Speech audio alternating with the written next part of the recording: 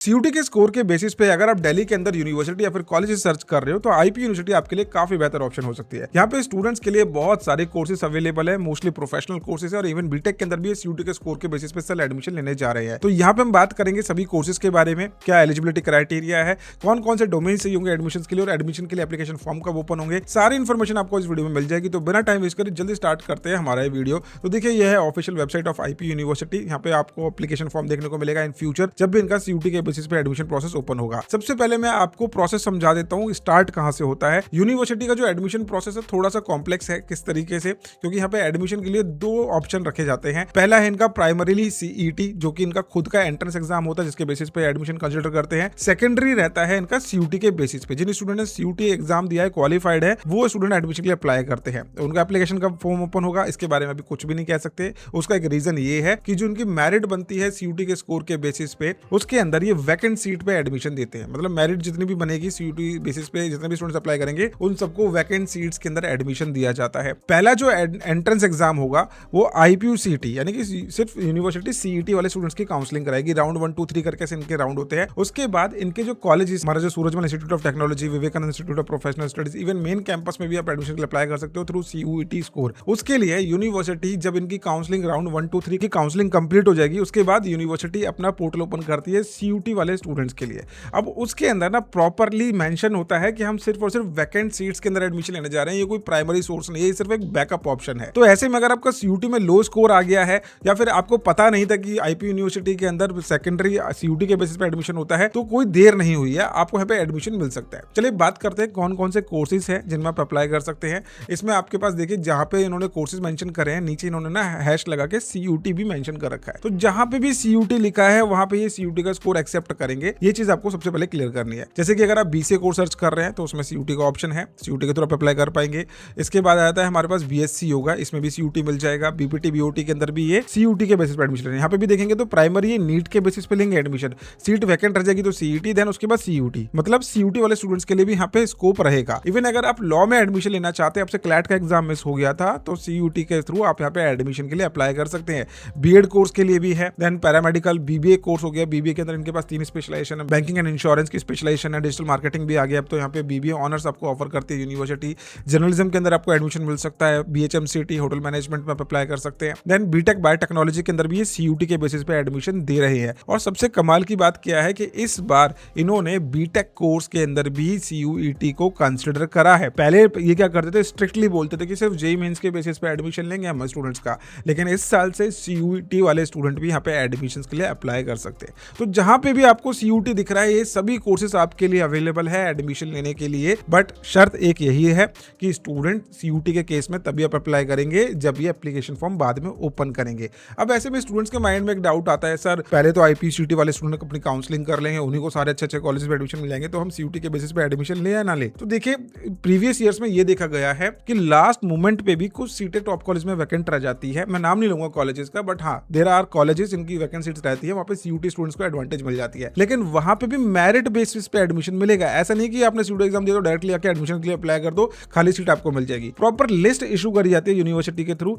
कि कितने स्टूडेंट्स ने अप्लाई करा है। प्रीवियस ईयर के बारे में बात करते तो अप्रोक्सीमेटली 1500 स्टूडेंट्स ने बीबीए कोर्स में अप्लाई करा था। ऐसे ही बीसीए कोर्स के अंदर भी लगभग यहाँ पे 1500 स्टूडेंट्स ने अप्लाई करा था। तो डिपेंड करता है कि सीयूटी के बेसिस पे कितने स्टूडेंट अप्लाई कर रहे हैं। अब काफी सारे स्टूडेंट्स के माइंड में एक डाउट आ रहा होगा कि सर मैंने तो आईपीयूसीटी भी दिया है, तो क्या मैं भी काउंसलिंग कर सकता हूं? मैं आपका डाउट क्लियर करूंगा। उससे पहले मैं आपको बताना चाहूंगा कि अगर आप आईपी यूनिवर्सिटी के अंदर सीयूटी के स्कोर के बेसिस पे एडमिशन लेना चाह रहे हैं, तो ये हमारा एडमिशन सपोर्ट का फॉर्म है जिसमें हम आप लोगों को प्रॉपर गाइड करते हैं एडमिशन के लिए। फ्री ऑफ कॉस्ट है। बस आपको एप्लीकेशन फॉर्म फिल करना, ईमेल आईडी डालनी, नेम डालना है, कॉन्टैक्ट और अपना नीचे सीयूटी का स्कोर मेंशन कर देना। हम आपको बता देंगे कि कौन से कॉलेज में आपकी अच्छी प्रोबेबिलिटी बन सकती है एडमिशन लेने की। क्योंकि प्रीवियस ईयर की काउंसलिंग में भी जब हमने देखा था तो बहुत सारे ऐसे कॉलेजेस थे जिनके अंदर सीटें वैकेंट रह गई थी। आपके रैंक के अकॉर्डिंग कौन से कॉलेज में आपको एडमिशन मिल सकता है, कौन सा कॉलेज आपके लिए बेस्ट रहने वाला है, आपके स्कोर के अकॉर्डिंग आपकी प्रोफाइल, कंप्लीट इन्फॉर्मेशन आपको इस एडमिशन सपोर्ट के फॉर्म के थ्रू मिल जाएगी। इसको फॉर्म को जरूर फिल कर देना, फ्री ऑफ कॉस्ट है। अब ये तो हमें पता चल गया कि कौन कौन से कोर्सेज है जिनमें सीयूटी के बेसिस पे एडमिशन हो रहा है और वैकेंट सीट्स के थ्रू एडमिशन होता है। अब हम ये बात करते हैं कि कोर्स की एलिजिबिलिटी क्राइटेरिया क्या रखी गई है। देखिए यूनिवर्सिटी में अगर एडमिशन लेना है तो एलिजिबिलिटी क्राइटेरिया प्राइमरी है, डोमेन तो बाद में आता है। अगर आप एलिजिबल नहीं हो तो कोई फायदा नहीं है सीयूटी देने का। बहुत सारे स्टूडेंट्स को लगता है कि भाई सीयूटी है तो कहीं पे भी अप्लाई कर देंगे, किसी भी कोर्स में अप्लाई कर देंगे, बट यूनिवर्सिटी अपने एलिजिबिलिटी क्राइटेरिया को लेकर काफी स्ट्रिक्ट है। ये चीज अगर फुलफिल नहीं हो रही, ये वाला पार्ट पार्ट फुलफिल नहीं हो रहा है तो इधर सोचना भी मत, और अगर ये फुलफिल हो रहा है तो यहाँ पे आपको फ्लेक्सिबिलिटी भी मिल सकती है। किस तरीके से वो मैं अभी आपको बता दूंगा। अब देखिए हम देखते हैं कुछ कोर्सेज जिनमें CUT एक्सेप्ट होता है, जैसे कि यहाँ पे आ गया हमारे पास BCA कोर्स आ गया पहले, जिसमें CUT स्कोर एक्सेप्ट हो रहा है, ठीक है, सेकेंडरी CUT है।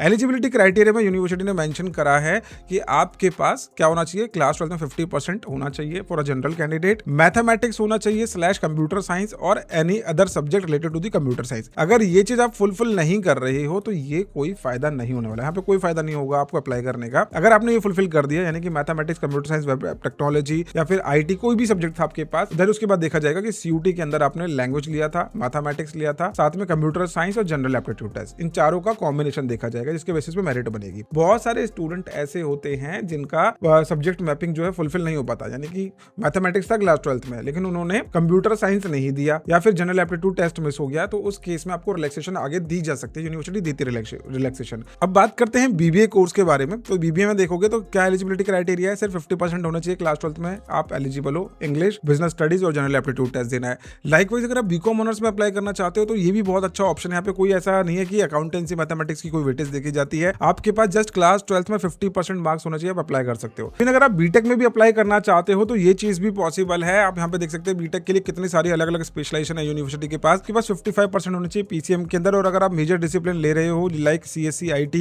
ECE, इलेक्ट्रिकल इंजीनियरिंग, तो यहाँ पे आपका फिजिक्स, केमिस्ट्री, फिजिक्स, मैथमेटिक्स और उसके अलावा इनमें से कोई भी एक डोमेन मिला के आपकी 55% मार्क्स होने चाहिए। CUT के अंदर अगर आप देखते हो तो फिजिक्स, केमिस्ट्री / कंप्यूटर साइंस और इसके अलावा ये सब्जेक्ट्स आपके पास होने चाहिए CUT के एग्जाम में, देन आप बीटेक के लिए भी एडमिशंस के लिए अप्लाई कर सकते हैं। तो इस तरीके से आपको एलिजिबिलिटी क्राइटेरिया चेक कर लेना है कि आप पर्टिकुलर कोर्स में अप्लाई करने के लिए एलिजिबल हो या नहीं। जब भी एप्लीकेशन फॉर्म ओपन होंगे 2500 रुपीज का आपका एप्लीकेशन फॉर्म फिलिंग फीस लगने वाली है, देन उसके बाद आपकी काउंसलिंग होती है। अब आपने ये देख लिया है कि वैकेंट सीट्स में अप्लाई करना होता है, कौन कौन से कोर्स है, सब्जेक्ट मैपिंग क्या होती है। अब एडमिशन का फ्लो क्या होने वाला है वो मैं आपको बता देता हूं। तो एडमिशन का फ्लो कुछ इस तरीके से रहेगा। सबसे पहले आपको अपना एप्लीकेशन फॉर्म फिल करना है। एप्लीकेशन फॉर्म फिल करने के बाद एक मेरिट रिलीज करी जाएगी CUT के स्कोर के बेसिस में और आपको एक रैंक अलॉट कर दिया जाएगा। देन उसके बाद आपको ऑफलाइन काउंसलिंग के लिए यूनिवर्सिटी पार्टिसिपेशन के लिए बुलाएगी, एक वेन्यू दिया जाएगा जहां पे आपको अपने रैंक के अकॉर्डिंग जाके फिजिकली अपना अपीयरेंस देना होगा और ऑन द स्पॉट आपको चॉइस फिलिंग करने का टाइम दिया जा सकता है। अब ये ऑनलाइन होगा ऑफलाइन होगा ये डिपेंड करता है नंबर ऑफ एप्लीकेशंस कितने आए हैं। अगर बहुत सारे स्टूडेंट हो गए CUT के बेसिस पे तो ये ऑनलाइन प्रोसेस भी हो सकता है। बाकी प्रीवियस 2-3 ईयर्स के अंदर तो ये ऑफलाइन ही चलता आ रहा है। तो इसमें होता क्या है कि आपको जाना होता है आपके रैंक के अकॉर्डिंग एक वेन्यू पे। कि ये एडमिशन सपोर्ट का फॉर्म है जो कि मैंने आपको डिस्क्रिप्शन में दे दिया है। CUT के थ्रू आपको कंप्लीट एडमिशन प्रोसेस बता दिया जाएगा। जिस भी कोर्स में एलिजिबल हो एडमिशन के लिए उसकी प्रॉपर इन्फॉर्मेशन आपको मिल जाएगी, प्रॉपर असिस्टेंस मिल जाएगी एडमिशन के लिए। नॉट इवन IP यूनिवर्सिटी, अगर आप BBA, BCA, BGMC, BCom honours, B Tech जैसे कोर्सेज के लिए डायरेक्ट एडमिशन भी सर्च कर रहे हो तो उसके लिए भी बहुत सारे ऑप्शंस अवेलेबल है। और कमाल की बात यह है कि देखिए CUT के बेसिस पे ना काफी सारे IP यूनिवर्सिटी के कॉलेज आपको स्कॉलरशिप भी प्रोवाइड करते हैं,